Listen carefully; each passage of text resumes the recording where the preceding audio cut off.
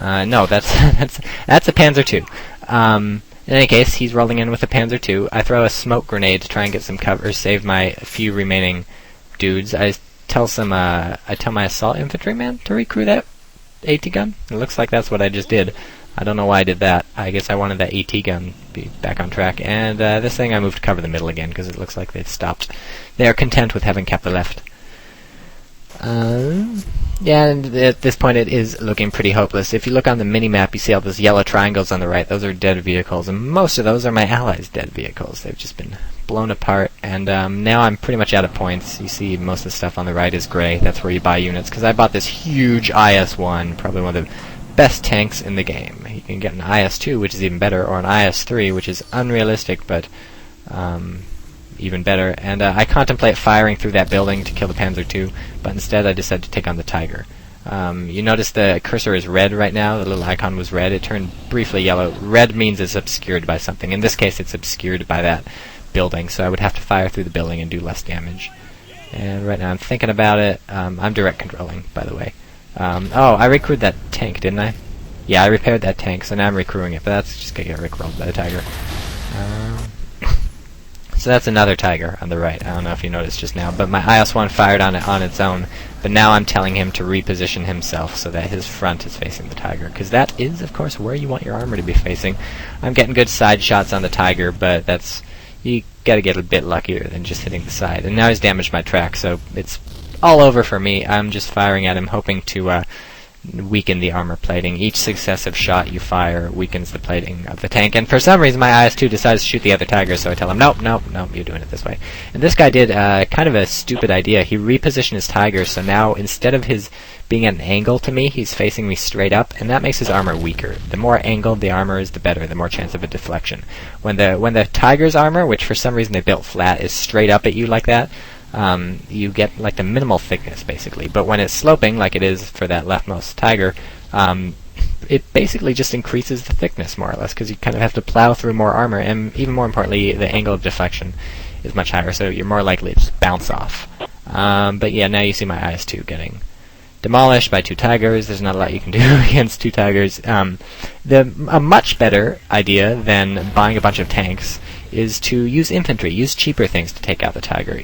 Get somebody like an AT gun or something to knock out its track, and then once its track is knocked out, you lay dynamite behind the Tiger, and then it explodes.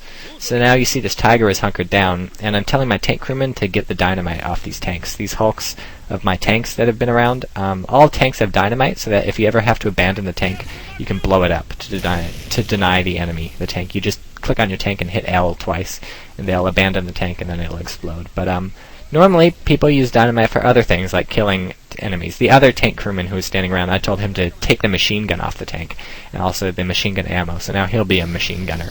And so now this Tiger's been sitting here for 20 minutes, so I decided to dynamite it.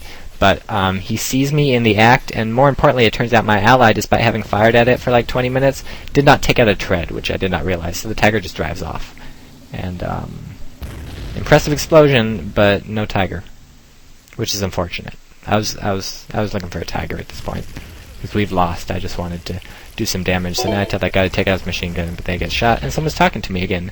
I think he said, "Do you like my names?" I had been talking to him about his name. So this guy takes a machine gun off the other one, and now he's got a machine gun and dynamite. I'm thinking about dynamiting this Tiger, but it's not happening. You see, I click on the Tiger, and that red stuff tells me what the Tiger's line of sight is, approximately. And so now I set him to return fire so that he doesn't start shooting at some idiot and reveal his position. I take the dynamite out. I'm preparing to kamikaze charge the Tiger, but then he backs up, and now I pretty much have no option. So what else is there to talk about Men of War? There's a bunch of different game modes, but I might save that for casting the different game modes. Battle lines, battle flags is probably the most popular. There's a little flamethrower guy my ally bought. Battle lines, or battle flags, sorry, whatever, is battle zones, that's the name, battle zones, is probably the most popular. Another mode is combat, where you basically just fight. I don't like that one, because there's no incentive to attack, because then they just sit back and shoot you, and it's dumb. There's victory flag, where there's just one flag, and it takes forever to cap the flag, but once you cap the flag, you win. I like that, kind of, because it concentrates all the fighting in one area, but it does get kind of frantic. There's There's precious cargo, or valuable cargo. I really like that game mode. This random cargo spawns all around the map, and you have to use a cargo hauler to tow it back to your base. And, of course, you're fighting the entire time to try and blow up your opponent's cargo hauler and stuff. But no one plays that. There's Frontline, which is one team gets 2 minutes to set up defenses, and then the other team attacks, and you have to capture all the territory, and then they swap, so the defenders attack and the attackers defend. That's really fun. Sometimes people play that, but mostly the popular one is battle flags, victory flags, battle flags, battle zones. I'll get this one of these days. Other stuff to talk about? Well, there's full destructibility, like I mentioned. You've seen every unit's individual inventory. You've seen every tank being able to be destroyed and stuff. Right now I'm watching the sad Soviet flag go down and the evil German flag go up. Oh, so sad. You've seen this engine on fire, and soon the tank will explode, because that's what happens when you're on fire in a video game. Men of War also has co-op and single-player campaigns, but not in that order. The co-op is fantastic. The single-player is pretty good, but incredibly hard. That guy bought a light tank to fight tigers, and pretty much you probably could have guessed the outcome. Do not buy T-60s to fight tigers, guys. If you have enough money to buy a T-60, you have enough money to buy submachine gunners, and then you can sneak them behind the tiger and throw AT grenades at them. So now I say GG, because it's GG, and everyone's saying GG, and I have no points to buy anything, so I'm just mostly watching the carnage. That guy is dead. Everybody's dead. So this is a loss in Men of Warville.